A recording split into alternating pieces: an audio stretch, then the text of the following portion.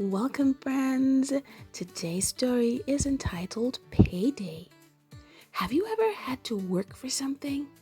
Did you get some money at the end of the day? Well, guess what? You had a payday. In today's story, we meet Sarah and Sally. It was a grand autumn day. There was lots of leaves to be raked up. Sarah decided to start raking up the leaves. She started early in the morning and raked and raked and raked. In the afternoon, Sally came by and saw Sarah raking leaves. She decided that she also wanted to rake leaves. Well, Sarah's mom said, "You can rake leaves too, and at the end of the day, I'll be paying both you and Sarah." So they both raked leaves, raked leaves, raked leaves. How much would they be paid? Would Sarah get more because she had started raking early in the morning? Would Sally get less because she started raking late in the day? At the end of the day, Mom gave Sally $3.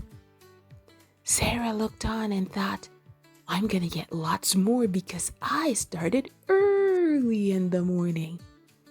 But to her surprise, Mom also gave her $3. What? That's not fair. What do you think? Was that fair? Should Sarah have gotten more?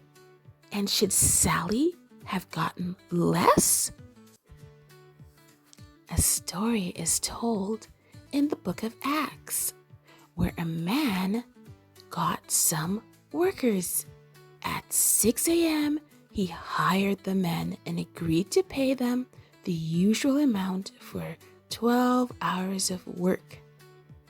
At 9 a.m., the owner went back and hired some other men and said, "I'll pay you what is right." At noon and at 3, he hired some more workers again. And then at 5 in the afternoon, just 1 hour before the end of the day, he did the same thing. He hired more workers. At 6 in the evening, it was time to be paid. The persons who started the day the last, they were paid first, and they got a full day's pay. They were so happy. Each group of workers got a full day's pay. When it was time for the workers who started early in the morning to be paid, they felt that they were going to get so much more money because they had worked all day. But to their surprise, they got the same pay as everyone else. What? Those people only worked an hour. We worked all day. That's not fair. Well, the person who had given them the work said, "Well, you agreed to work for a usual day's pay, and that's what I'm giving to you. So don't be jealous because I decided to be kind and give the others more than what you think they deserve. I am being fair. I agreed to give you all a day's pay. Do you think this was fair? Maybe not. And that's the point that Jesus was making. God does not treat us the way we deserve. He gives us much, much more than that. It is His grace that saves us.